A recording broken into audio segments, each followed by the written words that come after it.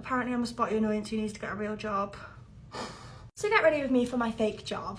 I'm going to the beauty awards this evening with Beauty Work, so of course we need to do some super glam makeup. They've done my hair and it looks so cute if I do say so myself, so I'm gonna get glam. Obviously I'm putting on a little bit of tan now, and then I'm gonna do a full beat face of makeup. Now all that tan is done and I've moisturised my face, I'm just gonna use some of the Wishery primer from the Beauty Crop. This is the XL like version, and this packaging is literally incredible. If you don't get on with the normal Beauty Crop pumps, then try the XL version. You can literally just squeeze them out, they are so convenient. Also, by the way, the tan I used is the Tanologist Instaglow. And then just in my T-zone, I'm gonna use a little bit of the Cocoa Gold primer from the Beauty Crop, because this is just gonna blur everything and make sure that my nose and my pores are all nice and smooth. Then especially when I'm going out, I always like to set my primers in place with a setting spray, apart from I need to open this one. If you know, you know, using tweezers to open this packaging so I don't ruin my nails. This is the Beauty Crop, oh, it's a brand new one, there we go. This is the Beauty Crop Glow Milk Mist. And the reason I do that is because obviously the longer your primers last, the longer your makeup will last. But I am in a rush today, so I need to fan this down, let it dry. Don't put makeup on top of wet setting spray though. You need to make sure that it dries down, otherwise it won't work and it will just like dilute your makeup. For foundation, I'm going to take some of the House Labs one on the Refi stippling brush, and this should match this tan quite well. It's looking quite a good match at the minute. I think I might have done that quite well. The person in this comment actually is right, because I have got an absolute mountain on my nose at the minute, so I'm just going to cover that with a bit of foundation. Obviously that's just me being a spotty annoyance though. And then I'm just taking a damp, I repeat damp, not wet, beauty blender. Well, this is actually a nice clean sponge, and I'm just going to pick up any excess. That brush is actually really good for a stippling brush at not leaving like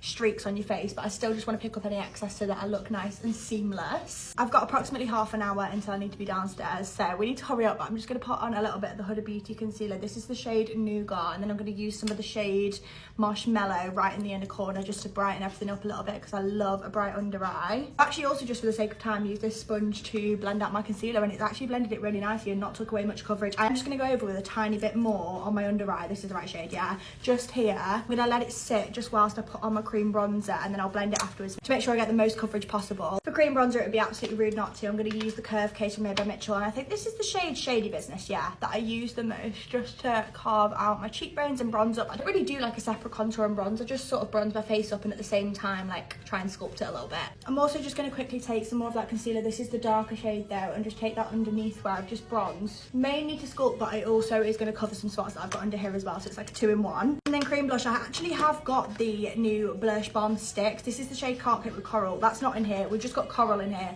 Is that the same? I don't really know. I don't think it is, I think they're different, but I'm just going to go with this for ease because I've not got much time. So I'm going to use the shade Snatchful. I think I might do a red lip, so I feel like a peachy blush will go a little bit better if I do a red lip.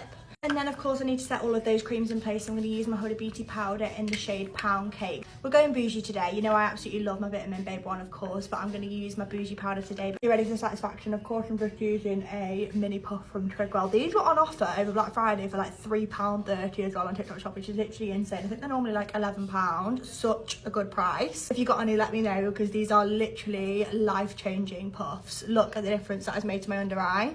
Flawless. Now we're all powdered, I need to set the rest of the face, so I'm just going to use some of the MAC Mineralized Bronzer. Is it called the Mineralized Bronzer? It's the Radiant Medium Golden Skin Finish. And then my favourite hack when I'm in a rush and I don't have time for eyeshadow is to just put a bronzer brush over my eyelids. Looks like I've got a smoky eye on. And then for blush, I'm going to use some of the Lottie London Haze. This is a gorgeous, gorgeous blush, and this brush is literally incredible for blush as well. Quickly going to set my brows in place using the 24-hour brow setter from Benefit. Okay, I've just finished everything up, and now I'm going to finish with my lip, and I am going to go for a red lip. I really don't have much time to be doing this right now, but this is the Refi Red.